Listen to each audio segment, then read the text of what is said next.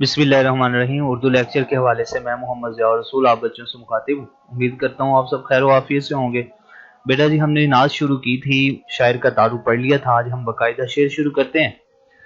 पहला शेर है, शायर कहता है, खुश खिसालो खुश ख्यालो खुश खबर खैरुल बशर सल्लल्लाहु अलैहि वसल्लम, खुश निसादो खुश निहादो खुश नजर खैरुल बशर सल्लल्लाहु अलैहि वसल्लम।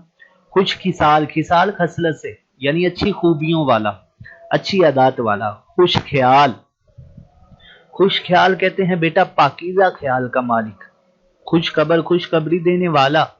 खैरुल बशर, हुजूर अलैहिस्सलातु वस्सलाम बशर भी थे तो इंसानों में भी आप सबसे अफजल इंसान थे। खुश निसाद, अच्छे नसब और खानदान वाला। खुश निहाद, अच्छी फितरत वाला। खुश नजर, अच्छी निगाह वाला, अच्छी निगाहों वाला। खैरुल बशर, बेहतरीन इंसान। शायर कहता है, आप सल्लल्लाहु अलैहि वसल्लम अच्छी फितरत के मालिक थे, अच्छी सोच रखने वाले थे, खुश खबरी देने वाले, आला खानदान से और अच्छा मिजाज रखने वाले बेहतरीन इंसान थे। बेटा जी, ये नज़म हफीज ताइब की लिखी हुई नात है, और नात ऐसी सिंध को कहते हैं जिसमें हुजूर अलैहिस्सलातु वस्सलाम की तारीफ और तौसीफ बयान की जाती है। हफीज ताइब जो हैं वो अहद जदीद के नामवर और मुमताज नात गो शायर हैं। उनकी नातिया शायरी बेहद मकबूल हुई। उनकी नातें जो हैं वो पाकीज़गी ख्याल, अकीदत, अदब और इश्क के जज्बात से लबरेज नजर आती हैं, जो कारी के दिलो दिमाग को मुतासर करती हैं। ज़ेर बहस नज़म भी उनके मजमूए कलाम सल्लु अलैहि से ली गई है। बेटा जी, शायर कहता है कि आप सल्लल्लाहु अलैहि वसल्लम तमाम इंसानों में अफजल और बेहतरीन हैं। आपकी बहुत सारी खूबियां हैं, क्योंकि पहले आपको उसने खुश खिसाल कहा है। अच्छी खूबियां, अच्छी खसलतें क्या थी कि आप सल्लल्लाहु अलैहि वसल्लम सादिक थे, सच्चे थे। आपकी जुबान मुबारक जब भी खुलती तो उसमें से सच ही बाहर आता था। आप अमीन थे, अमानतदार थे, और दुश्मन भी अपनी अमानतें आपके पास बेफिक्र होकर रख के जाया करते थे। इसलिए आप साहिब सिद्को सफा थे, फिर साहिब जूदो सखा थे, सखी थे, सखावत, गरीबों को नवाजा करते थे, खुद भूखे रहा करते। आप साहिब करम थे, साहिब नजर थे, साहिब वफा थे, और साहिब दुआ भी थे। इसलिए हफीज ताइब ने आपको खुश खिसाल कहा है, ठीक है ना, अच्छी आदत वाला। सारी अच्छी खूबियां आपके अंदर पाई जाती थी। दूसरी सिफ्त जिसका शायर जिक्र करता है वो खुश ख्याल है। खुश ख्याल कि हुजूर अलैहिस्सलातु वस्सलाम शुरू ही से अच्छी सोच रखने वाले, अच्छी जो है वो ख्यालात रखने वाले इंसान थे। आप बचपन ही, आपका बचपन भी और आपकी जवानी भी बेदाग गुजरी है। कभी बचपन में भी आपने कोई बुरा काम या बुराई के जो है वो करीब नहीं गए, और अपने जहन को हमेशा बुराइयों से और गंदगी से क्या रखा है, पाक रखा है। तीसरी खूबी जिसका शायद जिक्र करता है खुशखबर, यानी खुशखबरी देने वाला। अल्लाह ताला ने आपको बशीर बनाकर भेजा। इन्ना अरसलना का शाहिदा व मुबश्शिरा व नजीरा, ठीक है ना, कि हुजूर आपको जो है वो खुशखबरी सुनाने वाला, डराने वाला, अल्लाह की तरफ बुलाने वाला बनाकर भेजा। तो आपने आके लोगों को खुशखबरियां दी हैं कि ये अमाल करोगे तो तुम्हें जन्नत मिलेगी, तुम्हें अल्लाह ताला का कुर्ब मिलेगा, तुम्हें ये नेमतें मिलेंगी। तो आपने आके खुशखबरियां सुनाई। फिर खुश निसाद, अच्छे खानदान वाला, क्योंकि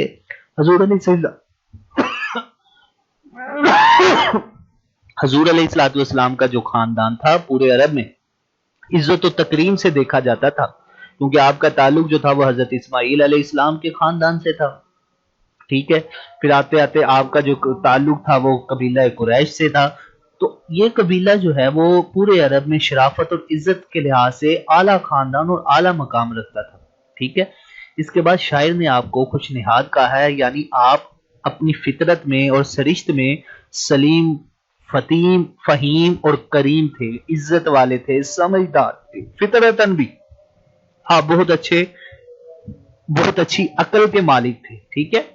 और जहां तक खुश नजर होने का ताल्लुक है तो हुजूर अलैहिस्सलातु वस्सलाम बचपन ही से शर्म वाले थे, बाहया थे, क्योंकि उस वक्त मुआशरे में, अरब मुआशरे में हया नाम की कोई चीज नहीं थी, ठीक है ना। मगर आपकी निगाहों में हया इस कदर थी कि जब भी चलते तो आपकी जो निगाहें हैं वो झुकी रहती थी, ठीक है ना, चलते वक्त भी झुकी रहती थी आपकी निगाहें, اور ہمیشہ کسی غلط چیز کو آپ کی جو ہے وہ نگاہ نے نہیں دیکھا. آپ شرم و حیا کا پیکر تھے.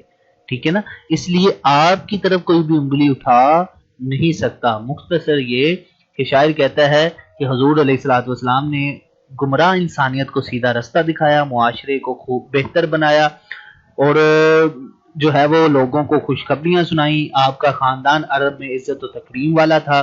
آپ فطرتاً اعلیٰ ترین اوصاف کے مالک تھے. آپ سے زیادہ باحیا انسان کوئی نہیں ہوگا. آپ صلی اللہ علیہ وسلم کی پاکیزگی یہ نگاہ نے دل کی دنیا کو نورانی بنا رکھا تھا. تو یہ تھا بیٹا جی پہلا شعر. اس کے حوالے کے شعر دیکھ لیتے ہیں. رخ مصطفیٰ ہے وہ آئینہ کہ اب ایسا دوسرا آئینہ نہ ہماری بزم خیال میں نہ دکانیں آئینہ ساز میں. وہ قوال حسن حضور ہے کہ گمان نقص جہاں نہیں. گمان نقص جہاں یعنی دنیا کے اندر کوئی گمان ہی نہیں کر سکتا کہ آپ نے کوئی جو ہے وہ گناہ یا آپ کے اندر کوئی عیب ہو. ٹھیک ہے نا, اس قدر آپ حسین و جمیل اور اعلیٰ اخلاق والے تھے. یہی پھول خار سے دور ہے. پھول یعنی حضور علیہ الصلوۃ والسلام وہ پھول تھے جو کانٹوں سے دور تھے. یہی شمع ہے کہ دھواں نہیں. آپ روشنی ہی روشنی تھے, شمع ہی شمع تھے, دھواں بالکل نہیں تھے. آنکھ میں تقدیس پا کر جلوہ دل دیکھ کر جھک گئے انسان تجھے انسان کامل دیکھ کر. آپ ایک مکمل کامل انسان تھے, خیر البشر تھے. دوسرا شعر دیکھیے. دل نوازو دل پذیرو دل نشینو دل کشا چارہ سازو چارہ کارو چارہ گر خیر البشر. جی بیٹا, دل نواز دلوں کو نوازنے والا, دل پذیر دل میں جگہ بنانے والا, دل نشین دل میں بیٹھنے والا, گھر کرنے والا, دل کشا اور دل کشا بھی دلوں کو کھولنے والا, دلوں میں محبت پیدا کرنے والا, چارہ ساز علاج کرنے والا, چارہ کار کام کرنے والا, چارہ گر مدد کرنے والا, کاموں کو درست کرنے والا, حل کرنے والا, خیر البشر حضور علیہ الصلوۃ والسلام کی ذات. آپ صلی اللہ علیہ وسلم کی شخصیت دل میں اتر جانے والی اور انسانیت کو جہالت سے نکال کر روشنی میں لانے والی تھی. اس شعر میں شاعر کہتا ہے کہ آپ صلی اللہ علیہ وسلم کی شخصیت کا حسن دلوں میں گھر کرنے والا تھا. آپ کی جو فرمودات ہوتے تھے, آپ کی جو اقوال ہوتے تھے, وہ لوگوں کے دلوں پہ اثر کرتے تھے. آپ کا عمل جو تھا وہ دلوں کو نورانی بنانے والا تھا. آپ صلی اللہ علیہ وسلم ہی نے ہماری روحانی بیماریوں کا علاج کیا اور علاج کرنے والے تھے. آپ ہی کے پاس وہ نسخہ تھا کہ جس پر عمل کر کے ہم دنیاوی اور آخری جو آخرت کی زندگی ہے اس کو خوبصورت بنا سکتے ہیں.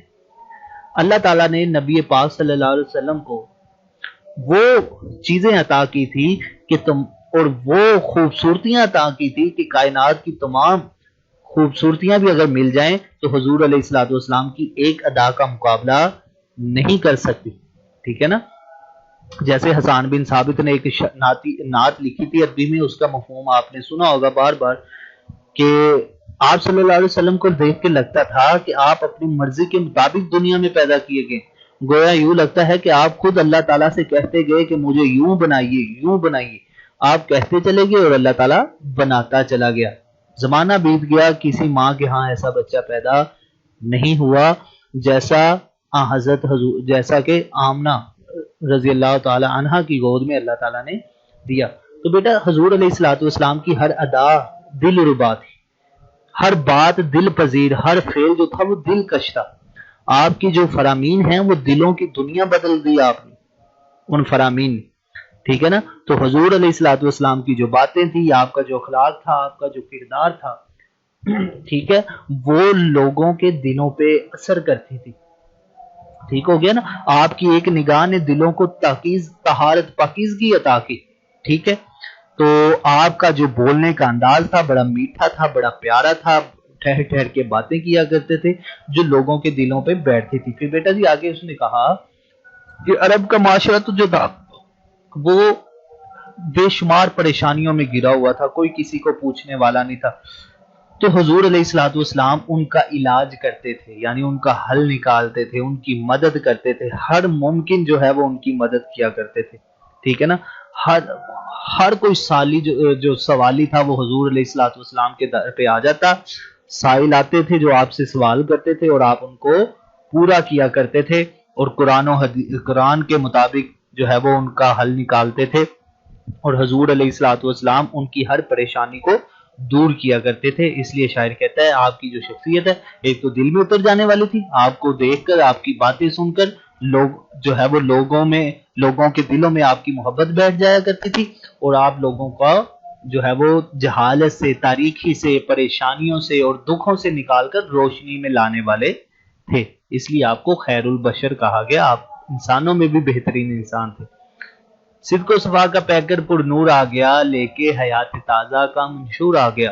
لطف ہی لطف ہے اس رحمت عالم کی نظر، خیر ہی خیر ہے شاہ دو سرا کے جلوے۔ جس روز سے وہ مہر و منور ہے زمیں پر، اس روز سے رخ چاند ستاروں کا ادھر ہے۔ اس کا آنا تھا کہ جنت کے دریچے کھل گئے، ابر رحمت اس قدر برسا کے چہرے دھل گئے۔ تو یہ تھا بیٹا جی آج کا ہمارا لیکچر، 2 شعر ہم نے پڑھے، بقیہ شعر جو ہے وہ اگلے لیکچر میں پڑھیں گے۔ اپنا خیال رکھیے گا۔